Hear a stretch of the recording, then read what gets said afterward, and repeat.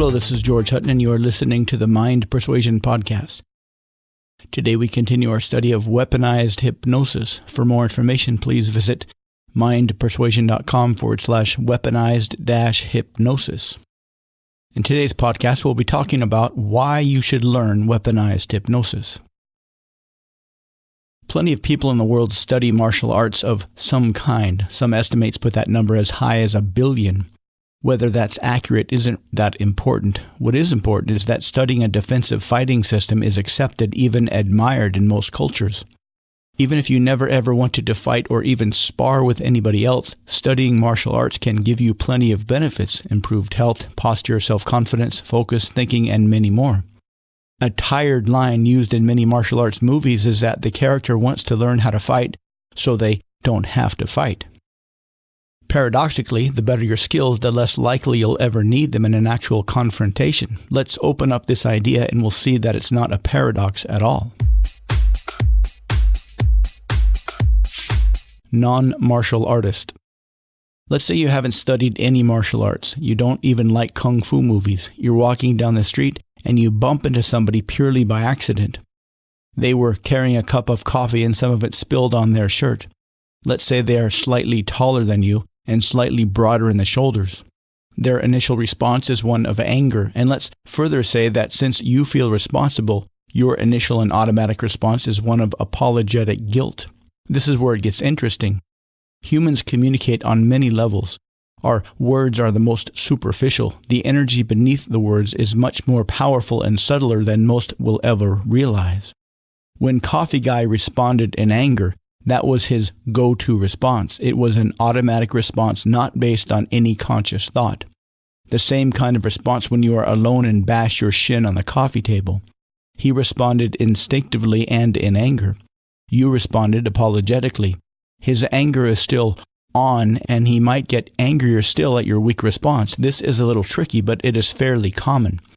If you are a weak and non-threatening person, this might make him even angrier on an instinctive level. This isn't rational, but many of us seem to accept it when big things cause big problems. But we can get angrier if those same problems are caused by small things. Imagine a tiny strap hanging off a bag that keeps getting stuck indoors. Imagine spending all day packing for a trip and finding one small corner sticking out and keeping you from closing your suitcase. We tend to get angrier than normal when the size of the thing causing the problem is not directly proportional to the problem. The same coffee guy that got enraged when he saw how apologetic and timid you were, don't worry, this is just a metaphor, might not have gotten as angry had you been a lumberjack. You also may have the experience of standing up for yourself and expecting the worst, only to find that the other party suddenly backed down. So here we are standing on the street, too frozen to think, and this guy is glaring at us. We want to say something, offer to pay for his dry cleaning, but he just fumes and walks away. Martial artist. Now let's assume the same situation, except this time you're an accomplished black belt. You are the same size in relation to Coffee Guy, but you have plenty of experience sparring and adequately defending yourself. He responds immediately the exact same way. What comes next, however, is completely different. Now when he looks at you in an instant of unconscious communication, he, or rather his ancient subconscious instincts, realizes that if the two of you got into it on the street, he would lose hands down. He doesn't actually think this or stop and imagine this. It just hits him all at once as a realization. This completely neutralizes his anger.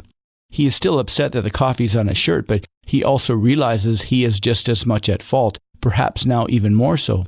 When you were weak and apologetic, you were an easy target and he could easily project all the blame on you. But with a black belt, the look in your eyes tells him everything he needs to know. Had he been watching where he was going, the accident wouldn't have happened. Martial arts changes your energy. Energy is kind of a silly word to use, but we can take it to mean the total collection of all your nonverbal communication, the way you walk, your posture, your eye contact, the muscles in your face, the small and barely perceptible muscles around your eyes that poker players and police interrogators can use to read everything about you. Martial arts focuses on defense, but not only defense. You learn not only to defend that attack, but neutralize your opponent so they cannot attack you anymore, sometimes with deadly force. Martial arts assassins. Those who studied the martial arts could, if they wanted to, use their skills to take advantage of others. Many famous martial arts movies are filled with villains that study martial arts for the sole purpose of manipulating and taking advantage of the weak. Martial arts confidence.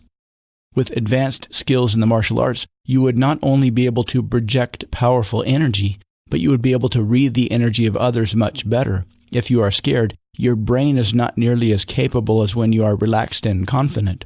Having physical fighting skills allows you to be more confident in more situations, which allows your brain to spend more of its processor time reading the energy of others. You would be able to scan a room and quickly know who might be dangerous and who was only boisterous. Verbal arts.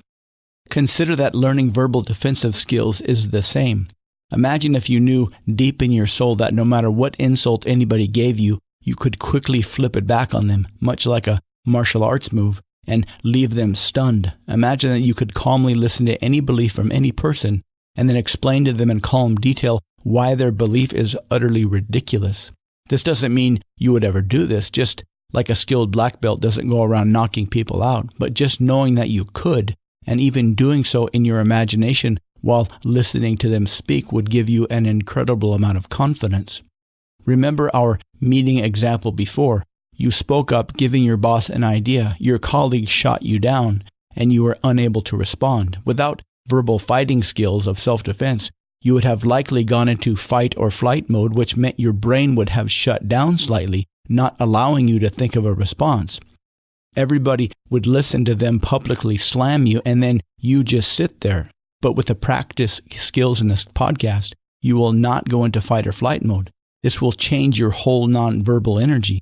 Not only will you have a well thought out response, but they will know you are creating one while they are speaking.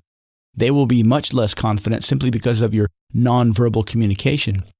Just by sitting there silently with these skills in your mind, the rest of the people at that meeting will not be nearly as swayed by their argument since they are not delivering it with as much confidence, which means they themselves may come up with a response. This is the power you will gain. And like practicing punches and death blows in the dojo, we will be speaking in terms of destroying your enemies. This doesn't mean you ever have to use these skills. This is not a training on how to become a manipulative sociopath so you can wander the earth gleefully handing out nightmares. But to develop these skills, we will have to imagine doing so. The rewards will be enormous.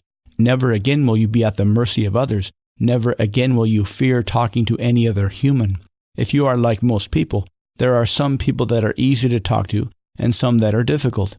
The people that are difficult to talk to are difficult because you imagine them saying things to you that you won't like or won't be able to handle effectively. After you internalize the ideas in this podcast, that will never happen again. An entire world of opportunity will open for you. Talking to anybody will be easy and free from anxiety. Job interviews will be a piece of cake. Sales will be easy. Talking to attractive people you are romantically interested in will be exciting and enjoyable. You are about to learn powerful skills that few know exist. You are going to learn the power that comes from turning words into weapons. Powerful weapons capable of irreversible covert mental destruction. Ready? I'm George Hutton. Thank you for listening to the Mind Persuasion Podcast. For more information, please visit mindpersuasion.com/weaponized-hypnosis. I look forward to speaking with you again soon.